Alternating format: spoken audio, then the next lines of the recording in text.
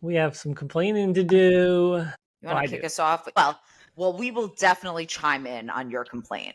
Yeah, I'm grieving. I'm grieving again. I feel like I'm always grieving, but I'm really grieving about this new way of social media, this new way of sharing information, and it's basically, when influencers and coaches start sharing about, the tiny amounts of fuel they have, like, oh, I only need one gel because my body's built different, and they sort of they throw everything out of whack, right? Because now all of a sudden they only need one or two gels, and now they're convincing the community that their 3, 4, 5, 6, the normal amount of gels is crazy. Because look at us, I can run fast and I only need a gel. So what are you all doing wrong? And I think it's out of control and it's harming the community and it's making everyone feel like they're contemplating that last gel or even the last two gels of not taking it because look at these influencers, they don't need it. So what am I doing wrong? So yes, I'm annoyed, angry, and all the things. Yeah, that's that bullshit. Holly, do you hear from your side working with your clients and runners and even just fitness enthusiasts in general about fueling appropriately for their workouts? What do you hear on your end? Say, how much time do we have? Yeah, it is that bullshit. And honestly, it's job security every time it happens, but not in the way that I want it to be.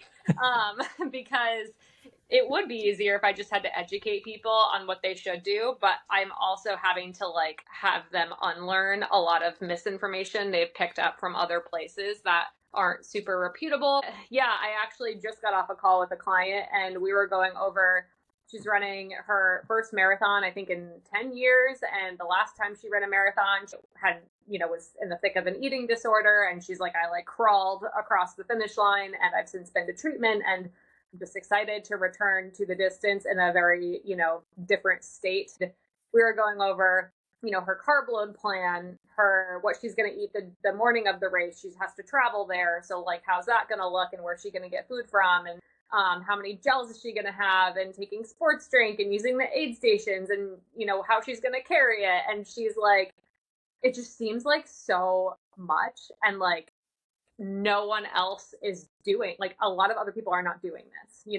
I don't see influencers laying out 10 gels, if they're going to run a 5-hour marathon. I don't, we don't really see people's pre-race photos with their pockets loaded up with fuel. It's always I'm svelte and there's nothing on me and I don't have to carry anything. And she's like, and it just makes me feel kind of crazy, for, carrying so much and also trying to figure out how to do all of this. And I hear that all the time. I've thought that before, so I totally get it. I've thought it before as a runner. I've also thought it before as a dietitian who was not a sports dietitian. So, living in my neck of the woods in the sports nutrition world, yeah, it does seem like a lot. And a lot of that's because a lot of people are not doing, as much as they should be doing from a fueling standpoint. And that's why it seems like a lot. So yeah, I would love to see more gels on the flat runners and your handheld water bottle and how many replacements of Scratch Labs you're going to have to pack to refill the water bottle. And maybe our pre-race photos, we could have, ridiculously it's full of chews. It's just a bit more realistic. But I do think it's getting better. One of the last half marathons I ran last year, because I, gave birth and haven't done that in a while. I was actually Its own endurance event. Yeah, actually, I brought gels for that. We can go into my birth fuel plan if you want, but I was actually pleasantly surprised. I saw a lot more hydration vests and handheld bottles on a local half marathon course than I had seen at a lot of other. I thought she was going to be like, I saw a lot of hydration vests in the NICU. I was very impressed with those moms. Yeah, that's great. They made me run by to take the cup of water. It was weird, but yeah, but I saw a lot more on the half marathon course than I had seen in a long time. So I feel like it's getting better, but we have a long way to go for sure. Mm-hmm. And I always think to myself that I'm beating a dead horse when I continue to share content around proper fueling coming from just guidance, because I don't have nutrition credentials, but I am connected very closely with intelligent professionals named Holley Samuel. So I know what is recommended. And I also know what's worked for me as an endurance runner and the greatest success that my athletes have had. And I always think I'm beating a dead horse when I continue to share stories, content, etc., emphasizing this message.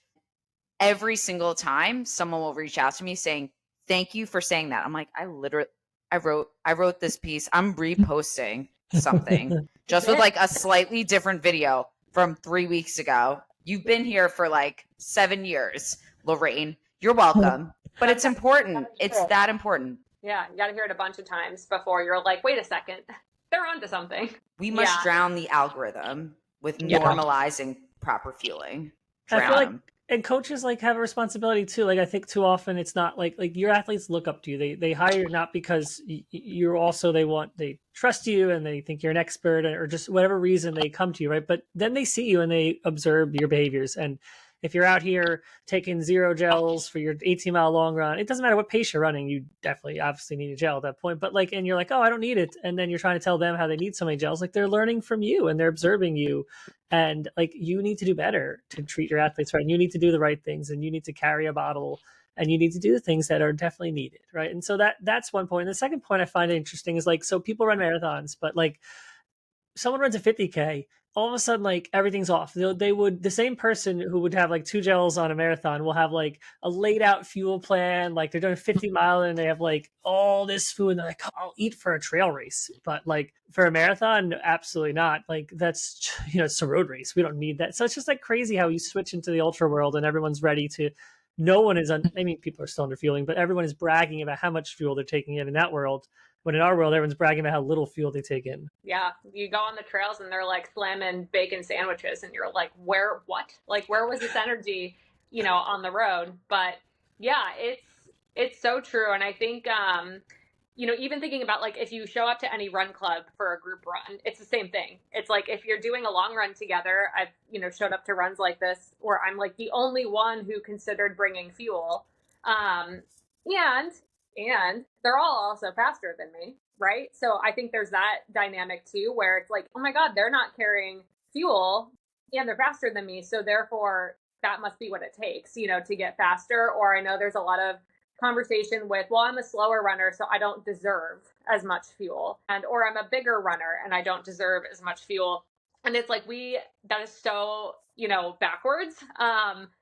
If anything, you need more if you're out there for longer, or if you're a larger bodied person, your body burns more energy. You need more. And also, if you can take more fuel in, research shows, and I can give you guys PubMed IDs to cite if you want, but research shows not necessary. They're going to have to trust the motherfucking source. Wild. Research shows that it will improve your performance, not to mention your health and your recovery and all that good stuff. But yeah, it's really tough when like the groupthink is really not there yet.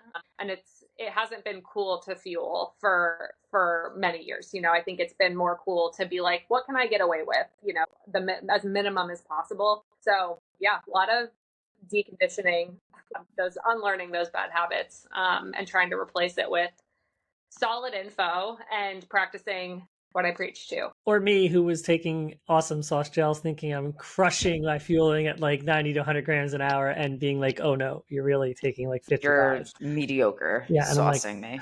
Yeah. You're doing it now. Things we know. It's true. That's that bullshit. Sums it up. Play sound clip.